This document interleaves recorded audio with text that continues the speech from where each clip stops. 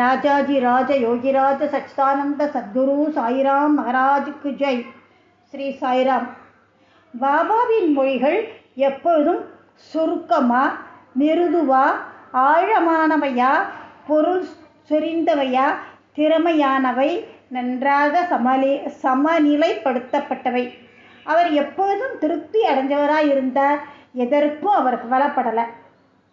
சாயி சாயி என்று எப்பொழுதும் கூறிக்கொண்டிருப்பீர்களானால் நான் உங்களை 7 கடலுக்கு அப்பால் எடுத்துச் செல்வேன்.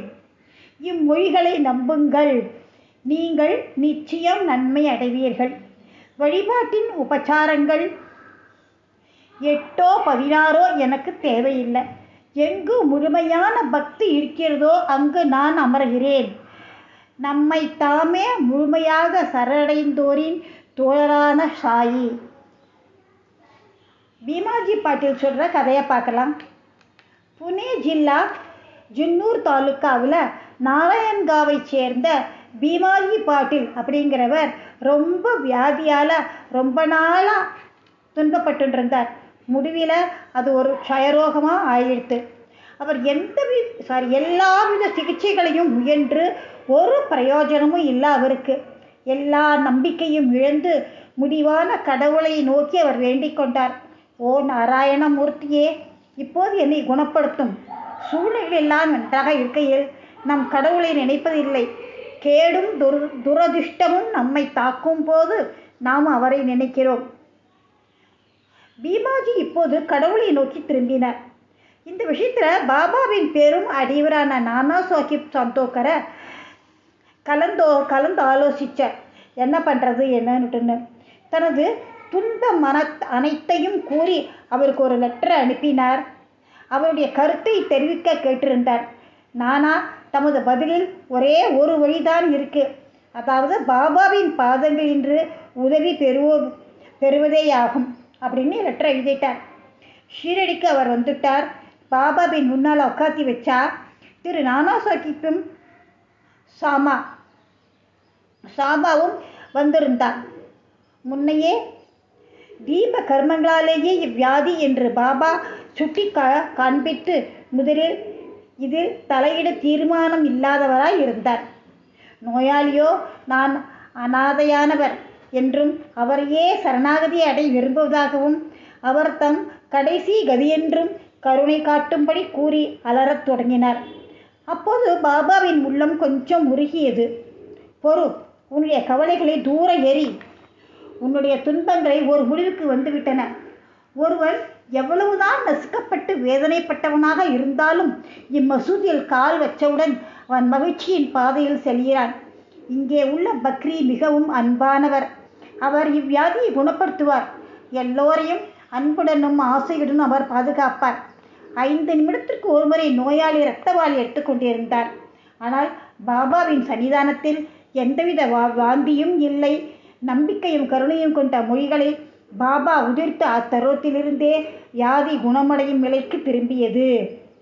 அசௌகரியமும் சுகாதார குறைவும் உள்ள பீம்பாயின் வீட்டில் தங்கும்படி பாபாவால் கேட்கப்பட்டார். ஆனால் பாபாவின் உத்தரவுக்கு கீழ்ப்படிய வேண்டும். அவர் அங்கு தங்கியிருக்கையில் பாபா அவரை 2 கனவுகள் மூலம் குணப்படுத்தினார். முதல் கனவு என்ன? தன்னை ஒரு பையனாகவும் மராட்டி செய்யுள் ஒப்பிவதற்காக உபாத்தியாயரின் கடுமையான பிறம்படியை வாங்கி கஷ்டப்படுவதை போன்றும் கண்டார். 2வது கனவில் ஒரு கல்லை யாரோ ஒருவர் தனது நெஞ்சின் மீது மேலும் கீழும் உருட்டி கடுமையான வலியையும் வேதனையும் உண்டாக்குவதாகவும் கண்டார். கனவில் அவர் பட்ட இக்கஷ்டத்துடன் அவரின் சிகிச்சை முடிவடைந்தது. அவர் நல்லபடியாக வீடு திரும்பினார்.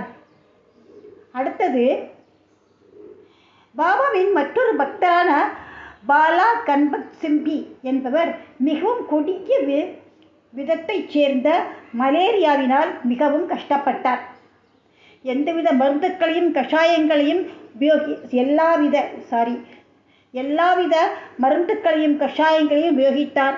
பலனேதுமில்லை. ஜுரம் சிறிதளவும் குறைஞ்சபாடு இல்லை. அவர் ஷீரடிக்கு ஓடி பாபாவின் பாதங்களில் விழுந்தார். பாபா அவருக்கு இவ்விஷயத்தில் ஒரு நூதனமான செயல்முறையை அனுசரிக்க செய்தார். கொஞ்சம் சாதத்தை தயிருடன் கலந்து லக்ஷ்மி கோவிலுக்கு முன்னால உள்ள ஒரு கருப்பு நாய்க்கு கொடுக்கும்படி சொன்னார். பாலாவுக்கு இதை எங்கேனும் நிறைவேற்றுவதென்று புதிரா இருந்தது. ஆனால் அவர் வீட்டிற்கு போனவுடன் தயிரையும் சாதத்தையும் பார்த்தார். அவை இரண்டையும் கலந்து அக்கலவையை லக்ஷ்மி கோவிலுக்கு அருகில் கொண்டு வந்தார்.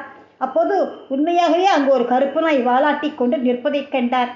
நாயின் முன்னால் தயிருடன் அந்த கலந்த சாதத்தை வச்சார். நாயும் அதை உண்டது. ஆச்சரியமாகவே பாலா கண்பத் செம்பி மலேரியாவிலிருந்து விடுபட்டார். மலேரியா அவருக்கு பூர்ணமாக குணமாயிடுத்து. இன்னும் ஒன்றும், பாபாவின் தரிசனத்தை பெற விரும்பிய ஒரு சாமியார் ஆலந்தியிலிருந்து ஷிரடிக்கு வந்தார். அவருக்கு தன்னோட காதில் கடுமையான வலி, ரொம்பவும் கஷ்டப்பட்டார்.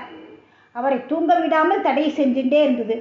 இதற்காக அவர் ரண சிகிச்சையும் செஞ்சின்றார். ஆனால் அவருக்கு எந்தவித பலனும் கிடைக்கல. இவ்வலி மிகவும் கடினமானதாக இருந்தது. அவருக்கு என்ன செய்யறதுன்னே தெரியல. அவர் திரும்பி செல்லும் போது பாபாவின் அனுமதியை பெற வந்தார். அப்போது சாமா சுவாமிகளின் காதுவலிக்கு ஏதாவது செய்யுமாறு பாபாவை வேண்டினார். அல்லா அச்சா கரோ அப்படின்னு சொன்னார். பிறகு சுவாமிகள் பூனாவுக்கு திரும்பிட்டார். ஒரு வாரம் கழிஞ்சது. ஷீரடிக்கு கடிதம் ஒன்று அனுப்பியிருந்தார். அதில் தன்னோட காதுவலி மறைஞ்சுடுத்து என்றும் வீக்கம் இருந்தது என்றும் அவ்வீக்கத்தை போக்குவதற்காக மும்பைக்கு ரண சிகிச்சைக்கு செய்து கொள்ள சென்றிருந்ததாகவும், ஆனால் டாக்டர் காதை சோதித்துவிட்டு எந்த ஒரு சிகிச்சையும் தேவையில்லை என கூறியதாகவும் குறிப்பிட்டிருந்தார். பாபாவின் மொழிகளுக்கு அத்தகைய ஆற்றல் இருக்கிறது. அப்புறம் இன்னும் ஒன்று, ஒருமுறை நானா சாஹிப் சொந்தக்காரும் கடுமையான வயிற்று வலி அவருக்கு. ராத்திரி பூரா பகல் தூங்கவே மாட்டார். ரொம்ப கஷ்டப்பட்டு இருந்தார். டாக்டர்கள் ஊசி போட்டு பலனில்லை. அப்புறம் என்ன, பாபாட்ட போனார். பின்னர் அவர் பர்ஃபி என்ற இனிப்பு பண்டத்தை நெய்யுடன் உண்ணச் சொன்னார். இச்செயல்முறையை பின்பற்றியதும் அவர் முழுக்க குணமாயிட்டார். பாபாவின் சொற்களும் கருணையுமே பல்வேறு வியாதிகளை நிரந்தரமாக குணப்படுத்தி உண்மையான மருந்து என்று இக்கதைகள் நமக்கு காட்டுகின்றன. மருந்துகளோ மாத்திரைகளோ அல்ல. ஸ்ரீ சாயை பணிக. அனைவருக்கும் சாந்தி நிலவட்டும்.